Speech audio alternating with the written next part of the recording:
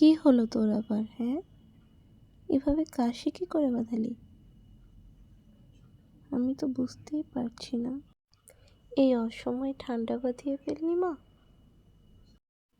আর বলো না মা, কদিন ধরে খুব ঠান্ডা লেগেছে, কাশি সর্দি মোটে ছাড়াচ্ছেই না। কি যে করি এখন, খুব কাশি হচ্ছে, আমার বড্ড কষ্ট হচ্ছে, কিন্তু কি করব বলো, ঠান্ডা লাগলে আর। এই সিজন চেঞ্জ হচ্ছে তো। আমি কি আর শুধু শুধু বলি রোজ আদা খা? তা তো আর খাবি না। রোজ আদা খেলে ঠান্ডা সর্দি কাশি হয় না। এছাড়া থাইরয়েডের সমস্যাও দূর হয়, তা কি জানিস? এছাড়া আদার আরও কত উপকারিতা আছে। আদা খেলে গ্যাস হয় না। এবং আমাদের আদা, যদি কোনো জার্নিতে যাস সেক্ষেত্রে তুই যদি আদা হাতে নিয়ে যাস এবং সেটা খাস এবং গন্ধ শুকিস, তাহলে তোর পুরো জার্নিতে কোনো বমিই হবে না। আমি এত বলি তাও তুই কেন যে শুনিস না মানা, আমি বুঝতেই পারি না। এরপর থেকে রোজ আদা খাবি, তাহলে আর ঠান্ডা লাগবে না, বুঝেছিস?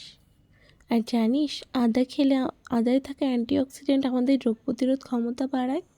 এছাড়াও আদা রক্তে থাকা শর্করাকে নিয়ন্ত্রণে রাখে। আর আদায় থাকা জিঞ্জার আমাদের শরীরকে ভালো রাখে। আদা খেলে পরে আমাদের হজম ভালো হয় আর গ্যাস দূর হয়। আর কি চাই বল তো? এরপর থেকে আর আদা খেলতে ভুল করবি না, তবে অতিরিক্ত আদা খাবি না, তাহলে স্বাস্থ্যের জন্য ক্ষতিকর। এক স্লাইডস আদা প্রত্যেক দিন রোগ ব্যাধিকে দূরে সরিয়ে দেবে, বুঝলি? আচ্ছা মা, আর ভুল হবে না, এরপর থেকে রোজ আদা খাবো এক স্লাইড করে। ঠিক আছে, হবে তো? এই তো আমার লক্ষ্মী মেয়ে।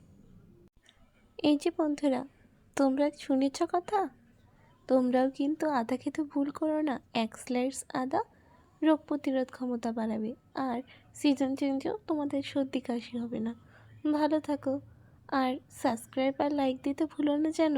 টাটা।